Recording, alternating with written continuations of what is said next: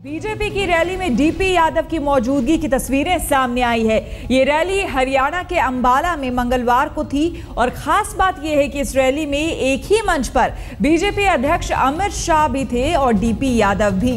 हम आपको बता दें कि ये वही डीपी यादव है जिन पर कई आरोप है और ये 2004 में बीजेपी में शामिल हुए थे, लेकिन तुरंत ही इन्हें 2004 में ही पार्टी से निकाल दिया गया था।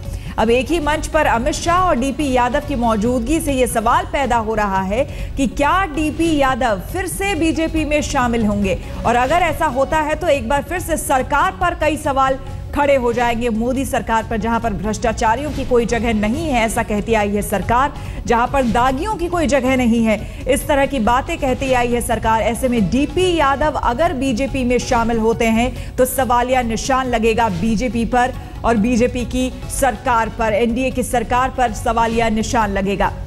हम आपको बता दें, हरियाणा की रैली कर रहे थे अमित शाह और एक ही मंच पर आपको दोनों नजर आएंगे। यहां पर अमित शाह को आप देख सकते हैं डीपी यादव के साथ। डीपी यादव पर कई गंभीर आरोप लगे हैं और एक तरह से राजनीतिक जो करियर है पूरी तरह से डीपी यादव का खत्म हो गया। 2004 में पहले वो समाजवादी पार्टी उन्होंने ज्वाइन की थी और उसके बाद मुलायम सिंह की कैबिनेट में वो मंत्री भी रह चुके थे, लेकिन 2004 में उन्होंने भारतीय जनता पार्टी ज्वाइन की, बीजेपी ज्वाइन किया, लेकिन उनके स्कैंडल्स, कई तरह के आरोप उन पे लगे थे जिस वजह से 2004 में ही उन्हें बीजेपी से निकाल दिया गया था।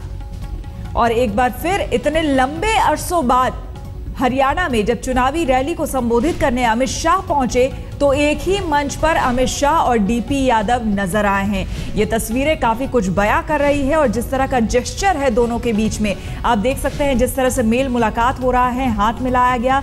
डीपी यादव जिस तरह से एक ही मंच शेयर कर रहे हैं अमित शाह के साथ, यहां पर मौजूद हैं। कई सवाल ये खड़े करता है कि क्या बीजेपी में शामिल होंगे डीपी यादव, तो ये अब कयास लग रहे हैं। लेकिन अगर ऐसा होता है तो कई सवाल इस सरकार पर खड़े हो जाएंगे कि क्या दागियों को जगह देने के लिए, क्या जीत के लिए कोई गुरेज नहीं है अगर दागियों को भी शामिल किया जाता है सरकार में, तो ये एक बड़ा सवाल। आपको बता दें 15 अक्टूबर को चुनाव होने हैं हरियाणा और महाराष्ट्र में। ऐसे में लगातार धुआंधार रैलियां कर रही है बीजेपी। इसी क्रम में अमित शाह पहुंचे हरियाणा और जहां पर उनकी रैली थी, जहां पर नजर आए डीपी यादव।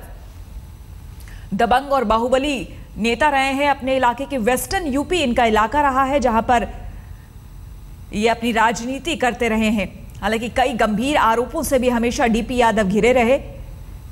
समाजवादी पार्टी का दामन थामा इन्होंने और उसके बाद 2004 में इन्होंने बीजेपी ज्वाइन किया, लेकिन कई गंभीर आरोपों की वजह से उन्हें 2004 में ही बीजेपी ने निकाल दिया था।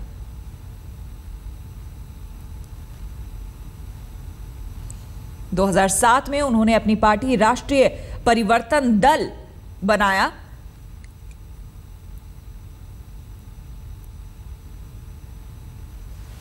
तो अब देखना होगा कि इन तस्वीरों के मायने क्या निकलते हैं।